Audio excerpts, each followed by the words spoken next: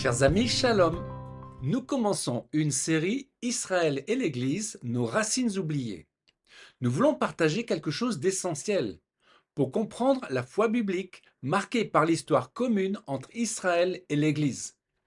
Pourquoi? Parce que beaucoup de chrétiens connaissent bien le Nouveau Testament, mais ne savent presque rien de l'histoire d'Israël ni celle de l'Église. Et pourtant, ces deux histoires ne peuvent pas être séparées. Elles forment un récit unique, un seul dessein divin. Lisons cette grande promesse faite à Abraham, à la fois le Père d'Israël et Père des nations. Genèse 12, versets 1 à 3. Je ferai de toi une grande nation. Je te bénirai. Je rendrai ton nom grand, et tu seras une source de bénédiction. Et toutes les familles de la terre seront bénies en toi. Deux peuples, un seul dessein.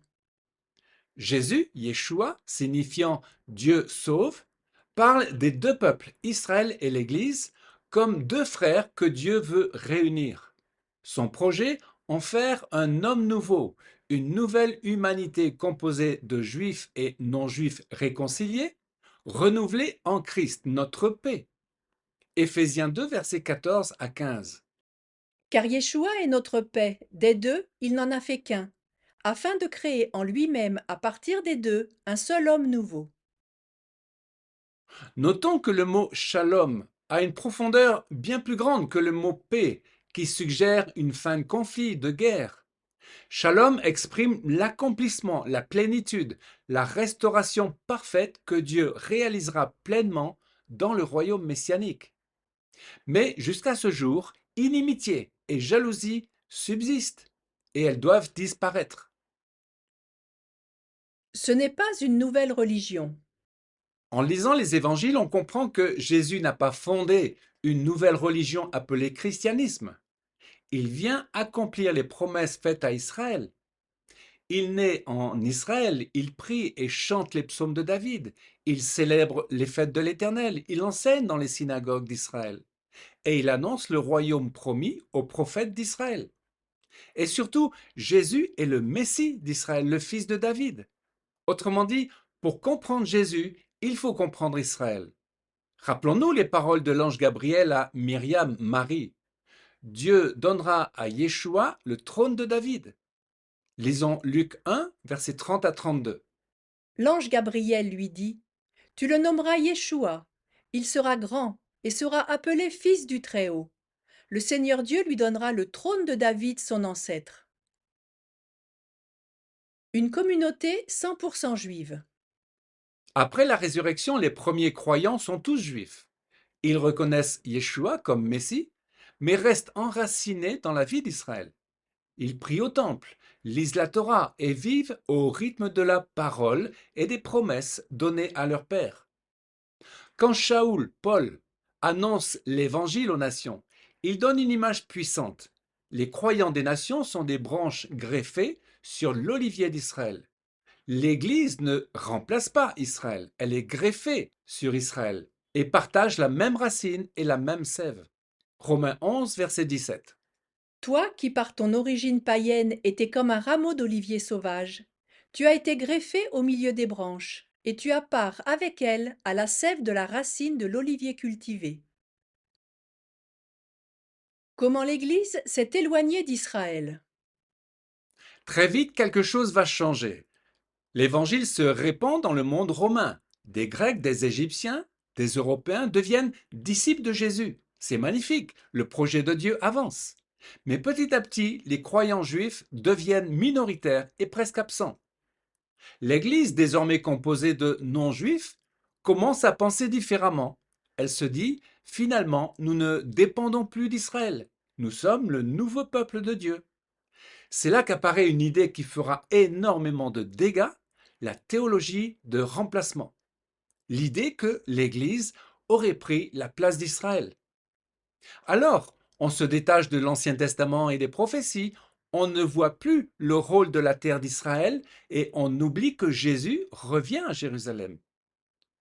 Dès l'origine, Dieu nous avait averti depuis Noé que son fils Japheth, représentant l'esprit grec, serait une bénédiction.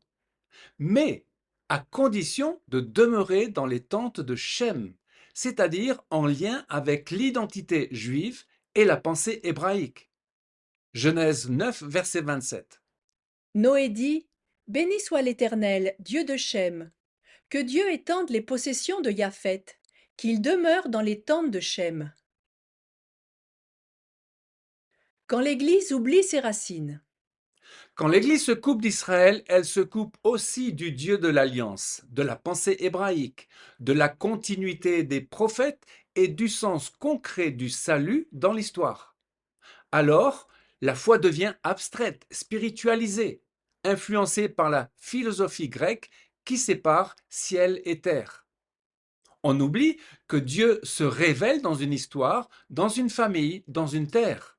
Et on lit le Nouveau Testament comme un livre détaché de la Bible hébraïque, alors qu'il en est l'accomplissement.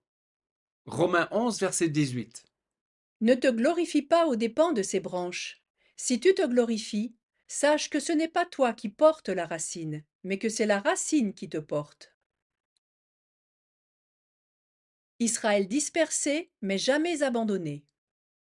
Malgré l'exil et les persécutions des nations, Dieu n'a jamais abandonné son peuple.